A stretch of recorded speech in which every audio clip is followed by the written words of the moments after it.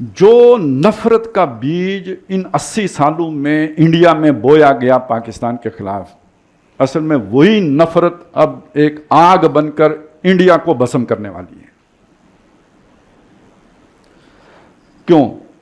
आपने हिंदू को, आम हिंदू को नफरत के सिवा कुछ नहीं सिखाया। यह सिखाया कि यह मुसलमान का वजूद नापाक है, इसे खत्म करना है।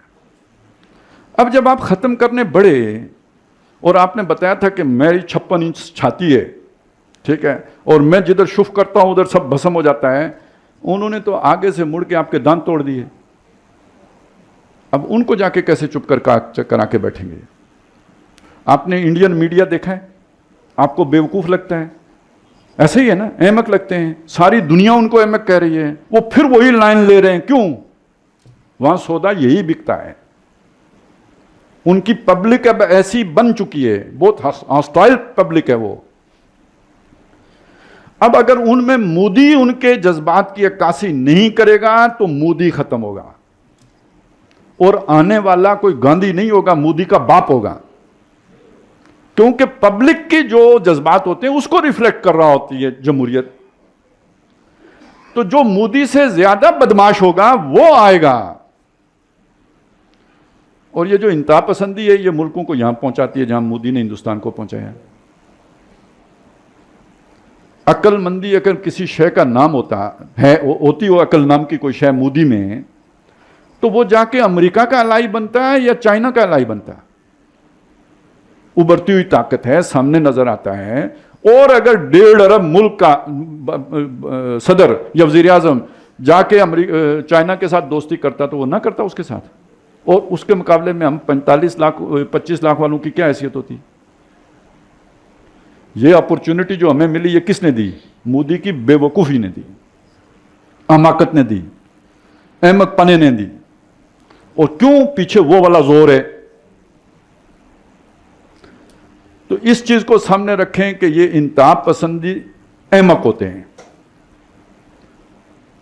ये 9/11 करके तो भंगड़े डालते हैं, और फिर जो ऊपर से आंसलाट आती है उसको जेल भी नहीं सकते। यही मोदी के साथ भी हुआ। हम तो उससे बच गए, अल्लाह ने किया, लेकिन मोदी तो उस रगड़े में आ गया। पहली बात तो ये है कि अब ये वाला जो चीज है ये इंडिया को अंदर से खाएगी। सिस्टम अगर उसके आगे रेजिस्ट करेगा तो वो सिस्टम को तोड़ेगी। सिस्टम को तोड़ने का मतलब रियासत को तोड़ेगी। और एक और बात होती है ये जज्बाती लोगों की, कि जहां पे दांत खट्टे हों उधर से हटो पीछे, और जो कमजोर हो उस पर टूट पड़ो। लिहाजा अब इंडिया में फसादात इनएविटेबल है। होंगे मुस्लिम कुशी, लेकिन सिर्फ मुस्लिम कुश नहीं होंगे, ईसाई भी रगड़े में आएंगे, सिख भी आएंगे। सारी जो माइनॉरिटीज हैं वो सारी वो जो उनका जोश और जज्बा है उसकी लपेट में आएंगे। ये चीज इंडिया को मजबूत करेगी या कमजोर करेगी? इससे उनकी मईशत तरक्की करेगी या मईशत जनाजा निकलेगा? ये ट्रंप को नजर आना शुरू हो गया है। वो इसलिए एप्पल वाले को कहता है कि पैसे कड।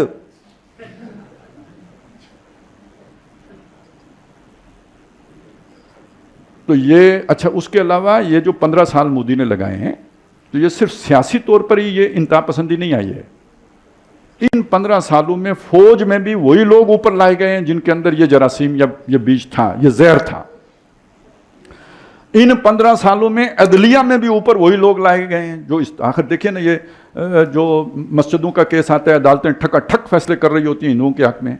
क्यों कर रही होती हैं?